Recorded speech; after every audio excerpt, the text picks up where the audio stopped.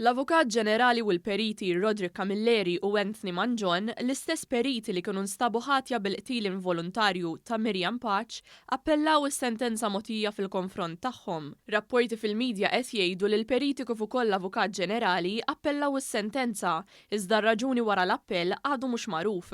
Il-periti kienu nstabu ħatja u kkundannati jagħmlu minn tal-inqas 400 siegħa servizz fil-komunità u tnejn li huma ġew ordnati jħallsu multi sostanzjali u 40,000 euro fi spejjeż tal-qorti. Brabta ma' dan il-każ għadhom għaddejjin proċeduri kriminali fil-konfront tal-kuntrattur u l-bennej. Leone Aġus ta' 34 sena minn San Ġiljan inħeles mill-arrest wara li ammetta li saraq karozza mill-Mosta u ġimix li wkoll li laqa għandu ħwejjeġ misruqa u li għamel benefiċċju minna. Fil-qorti il-prosekuzzjoni spjegat li sar rapport li nsterqet karozza u minn investigazzjoni ħareġ li permezz ta' tow truck li mbagħad ħareġ li kien tal-imputat ġiet irmunkata l-karozza. Meta ġie mitkellem mill-pulizija l-akkużat qal li l-karozza kienet mingħajr pjanċi, qabada u ħada l-iskrapp.